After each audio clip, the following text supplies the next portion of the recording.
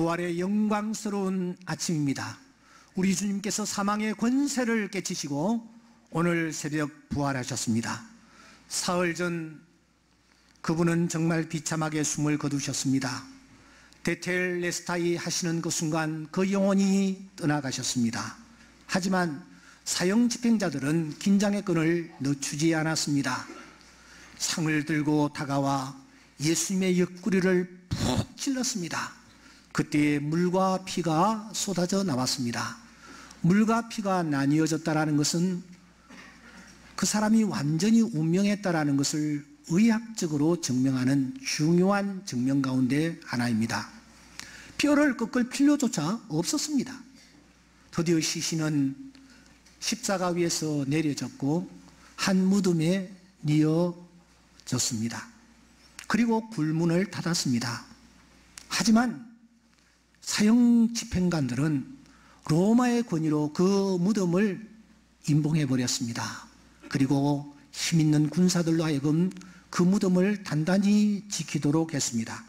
하지만 사랑하는 여러분, 누가 감히 생명의 원천이신 그분을 죽음을 상징하는 무덤 속에 가두어 놓을 수 있단 말입니까? 누가 감히 의의 태양이신 그분이 어둠을 뚫고 올라오시려고 하는데 그 걸음을 막으실 수 있단 말입니까? 그래서 한 시인은 그날 아침을 떠올리며 이렇게 노래하고 있습니다. 저 동력을 보라. 동력의 어둠을 밝히는 희망의 태양이 솟아오른다. 저 동력 많이 눈여겨보라. 잠든 생명 깨워 숨쉬게 하는 사랑의 태양이 붉게 퍼진다. 저 동력 유심히 느껴보라. 새물이 날개짓하며 지저귀게 하는 평화의 태양이 환히 뻗친다. 그렇습니다. 그분은 희망의 태양이셨습니다. 그분은 사랑의 태양이셨습니다. 그분은 평화의 태양이셨습니다. 어둠은 결코 빛을 이길 수가 없습니다. 사망은 결코 생명을 이길 수가 없습니다. 사탄은 결코 하나님을 이길 수 없습니다. 그래서 우리는 이렇게 노래하는 것입니다. 원수를 다 이기고 무덤에서 살아나셨네. 어둠을 끼시고 나와서 성도와 함께 길이 다스리시네. 사셨네. 사셨네. 예수 다시 사셨네. 할렐루야. 아멘. 오늘날 우리가 살고 있는 이 지구촌에는 약 28,000개의 종교가 있습니다. 이 종교들은 한결같이 자신들의 교주의 무덤을 만들어 놓고 잘 조성해 놓고 자랑합니다. 우리 교주의 무덤이라고요. 그러나 유일하게 우리는 무덤을 자랑하지 않습니다. 오히려 빈 무덤을 자랑합니다. 개켜있는 세마포를 자랑합니다. 무덤에 돌이 굴러간 것을 자랑합니다. 비어있는 것을 자랑하는 것입니다.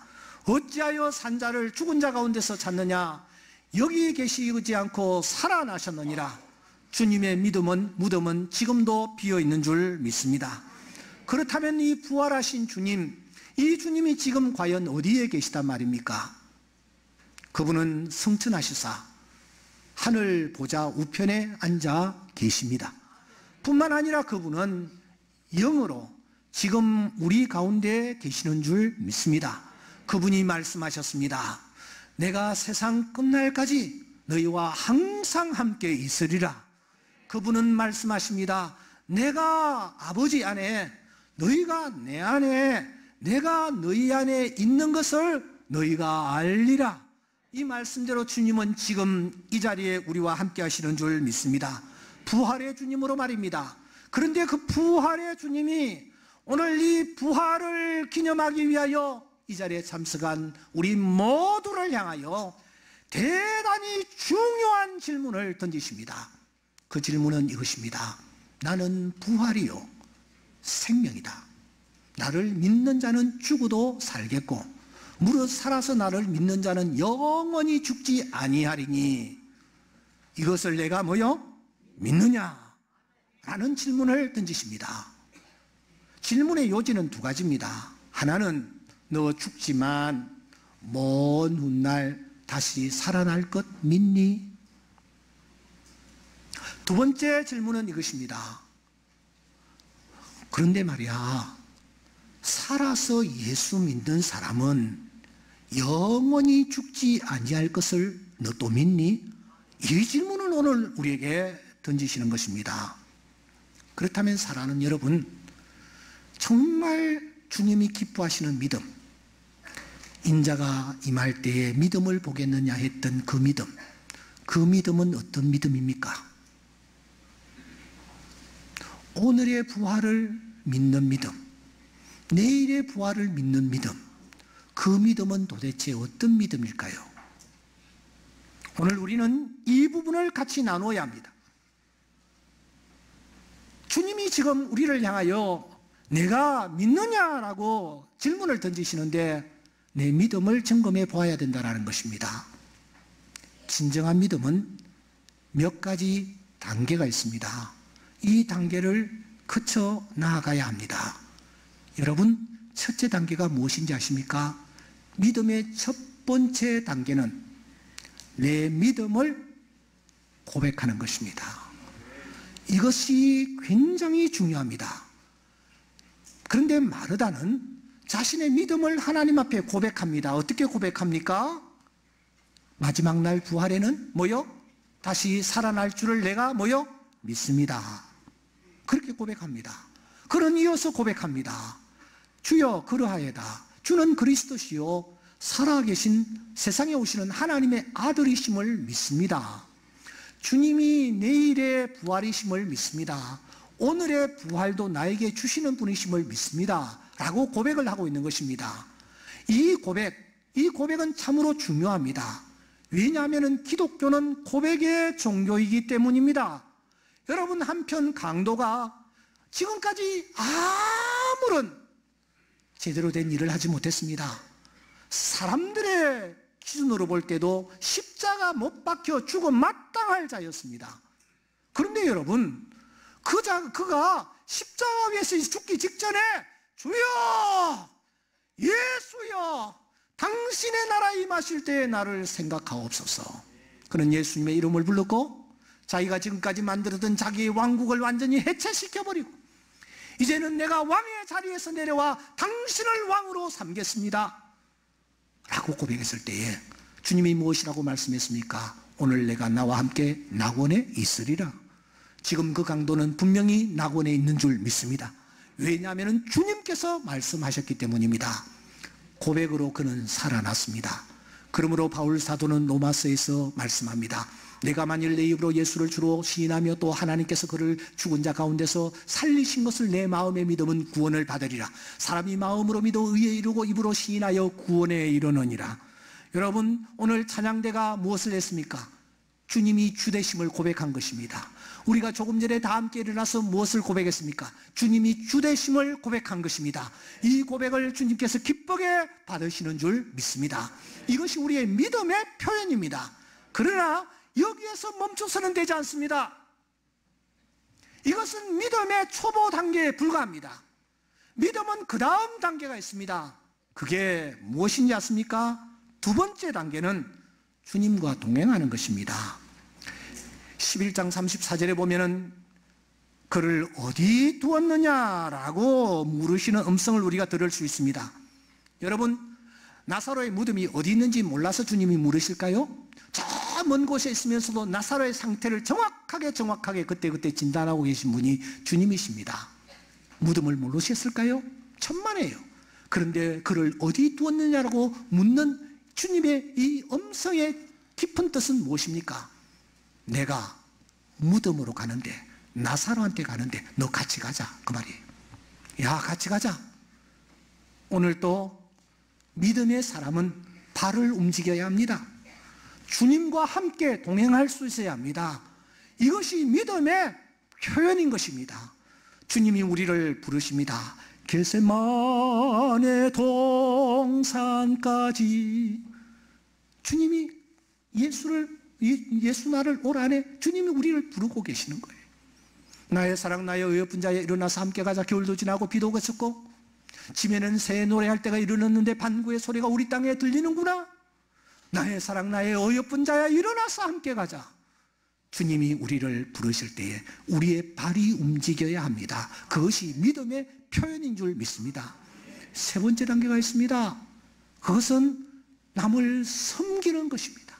39절에 보십시오. 돌을 옮겨 놓으라, 손을 움직여라, 그 말입니다. 30대 건장한 청년이신 예수님이 연약하기 그지없는 여성을 향하여 너 돌 좀 옮겨 놓으라고 말씀합니다. 이게 말이 되는 일입니까? 그러나 여기에 깊은 뜻이 있는 것입니다. 내가 하는 일에 너도 동참해서 그 사람을 살리는 일에 섬기라는 것입니다. 믿음은 손으로 표현되는 것입니다. 손으로 표현되지 않는 것은 믿음이 아닙니다. 주님은 다른 사람을 섬기는 일에 너의 손을 사용해라, 그것이 너의 믿음이다라고 말씀하시는 것입니다. 믿음의 네 번째 단계가 있습니다. 그것은 시선을 하늘에 두고 감사하는 것입니다.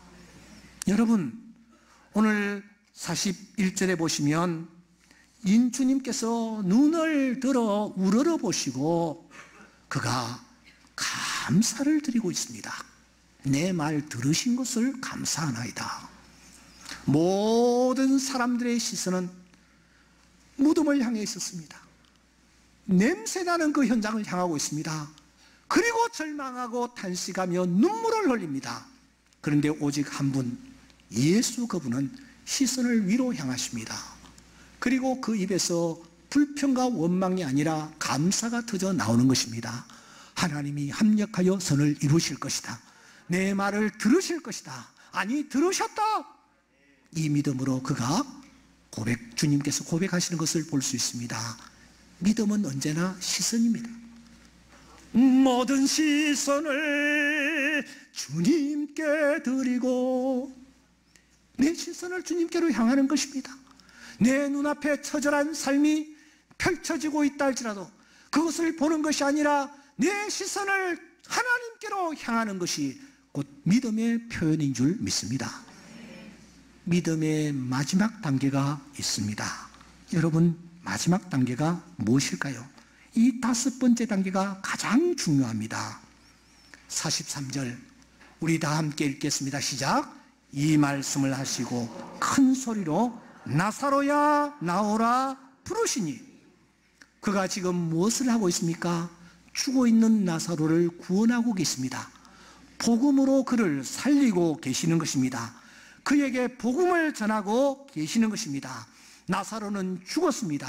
죽은 그에게 다가가 그를 살리는 이 일을 우리 주님께서 지금 하고 있는 것입니다.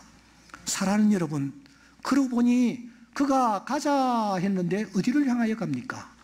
나사로를 향하여 가랍니다. 그가 돌을 옮겨놓아 했는데 누구의 무덤입니까? 나사로의 무덤입니다. 그가 시선을 하나님께로 향하고 감사하나이다. 누구의 문제를 가지고 그가 감사하고 있습니까? 나사로입니다.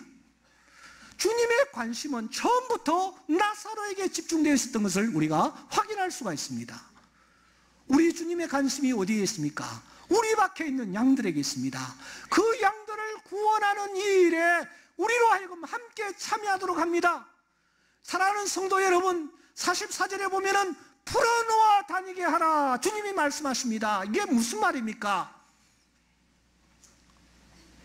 구원받아야 할 자가 지금 묶여있다라는 거예요. 내가 살려놓았으니 가서 풀어놓아라는 것입니다. 우리 눈에는 보이지 않지만 주님께서 풀어놓은 사람들이 얼마나 많이, 주님께서 살려놓은 사람들이 얼마나 많이 있는지 모릅니다. 우리가 다가가서 풀어놓는 이 일을 해야 될 줄 믿습니다. 이제 저는 말씀을 마무리하겠습니다. 사랑하는 성도 여러분, 어느 날 예수님이 사랑하는 제자들에게 사람들이 나를 누구라 하느냐, 그 다음에 너희는 나를 누구라 하느냐 라고 물으셨습니다. 마르다를 향하여 던지신 질문은 오늘 나를 향하여 던지신 질문입니다. 이 부활절 예배에 참석하신 여러분들에게, 우리 각자에게 주님이 묻습니다. 야, 너 먼 훗날 다시 살 것 믿니? 너 지금 이 처절한 삶의 현장에 지금 주님께서 개입하시면 그 문제가 해결될 것을 믿니?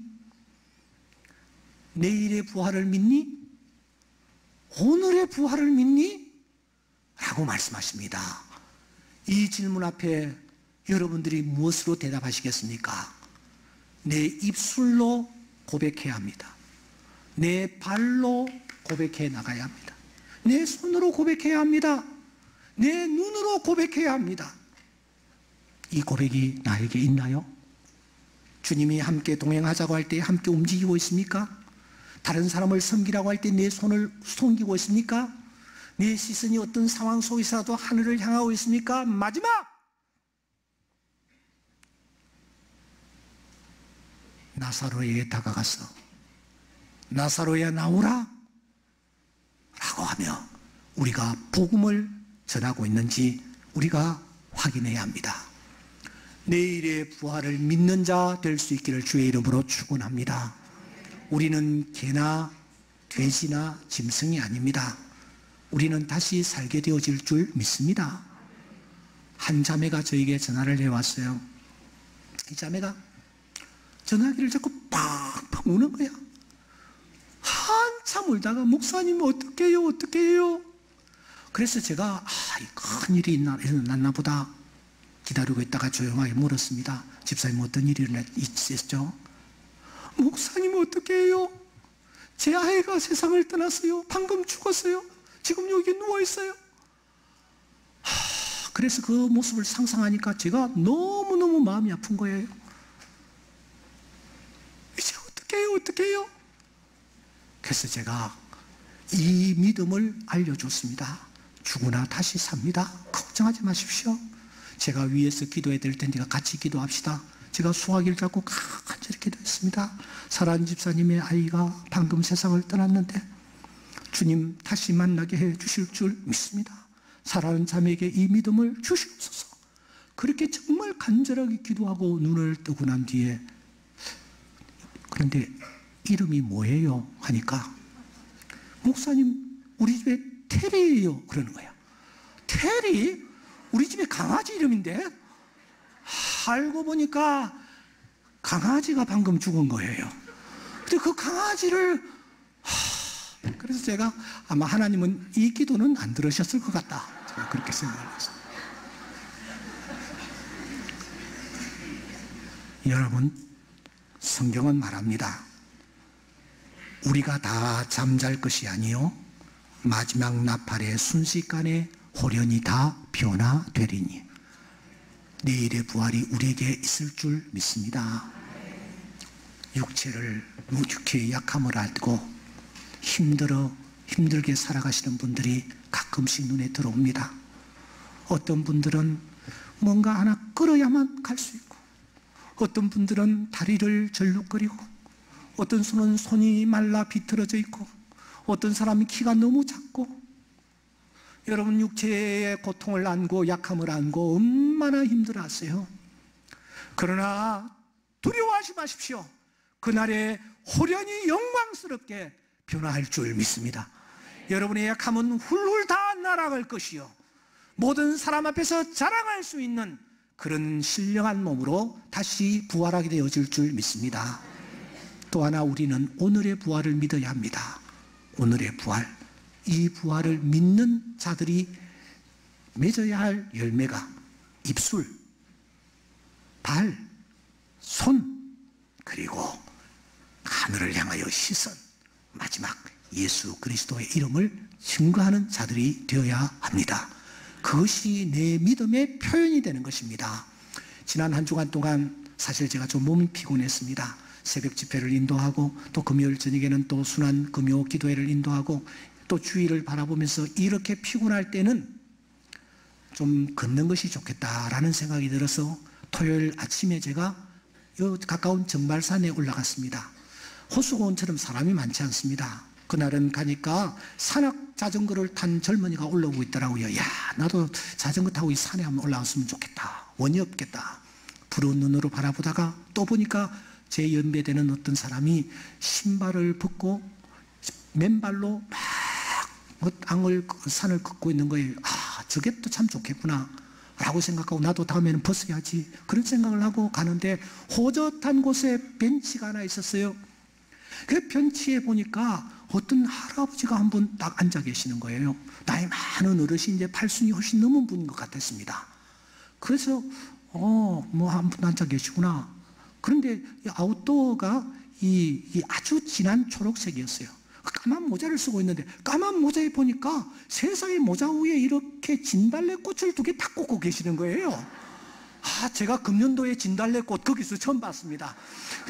이 할아버지 딱 꽂고 계시는 거야. 그래서 참 재밌는 분이네. 그렇게 가볍게 생각하고 조만치 갔습니다. 한 30m나 40m쯤 가면서 이분의 그 표정이 자꾸 눈에 들어온 거야. 너무 침울한 표정. 그런데 이걸 꽂고 있다. 이게 뭐냐? 이걸 꽂고 있다는 것은 나에게 관심을 좀 써달라? 그런 뜻인 것 같기도 하고, 이 표정은 내가 외롭다? 그런 표정인 것 같아서 제가 가던 걸음을 돌이켜서 다시 가니까 고맙게도 그분이 딱 그 자리에 앉아 계시는 거예요. 그래서 제가 접근을 했습니다. 어르신,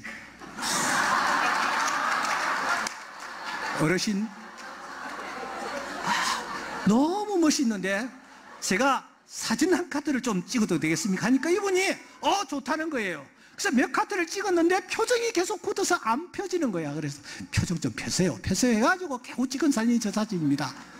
그래서 제가 이제 앉아가지고 그분하고 이제 이런저런 얘기를 아침에 나누는데 한 30분, 40분 이 얘기를 나누었습니다. 시간 관계상 제가 그 얘기는 다 나눌 수가 없고요.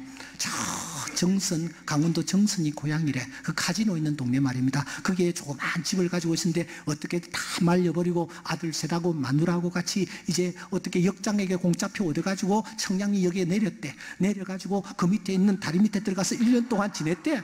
뭐 이런 얘기를 이분이 풀어놓는데 너무너무 얘기를 재밌게 풀어내더라고요. 그래서 지금은 어떻게 얘기했어요? 하니까 저쪽에 일산경찰서 옆에 삼청집에 뭐 이렇게 살고 있다고 뭐 이렇게. 제가 예수 믿으시냐고. 나 예수 안 믿어요. 그런데 우리 와이프는 진짜 예수 잘 믿어요. 막 이러면서 그러는 거야. 그래서 속으로 지금 당신이 이렇게 잘 된 건 그 와이프의 기도가 틀림없다. 그러면서 이제 연세도 그렇게 되셨는데 갈 날이 얼마 남지 않았잖아요. 저도 갈 거예요. 죽음 후에 세계가 있어요. 그걸 준비하는 것이 가장 지혜로운 자세예요. 그러면서 내일 좋은 날인데 내일 꼭 그 부인과 함께 교회 나가도록 하세요. 교회 나가면 뭐 줘요? 막 줄 수 있을 거라고 가라고. 그러니까 그럼 내가 한번 나가보지요. 뭐 이러는 거야. 그러면서 이분이 얼굴이 확 펴지는 거예요. 펴지면서 이분이 하는 얘기가 선생님하고 기념으로 사진을 한 번 더 찍읍시다. 그래서 제가 찍읍시다. 그러니까 이분이 어깨에 손 얹어도 됩니까? 하면서 이분이 제 어깨에다가 손을 딱 얹고 사진을 찍는 거예요. 부끄럽습니다. 내려주십시오.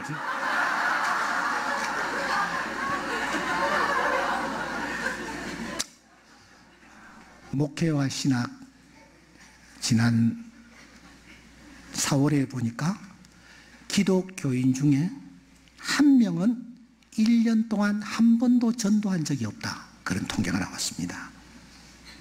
또 이런 통계가 있습니다.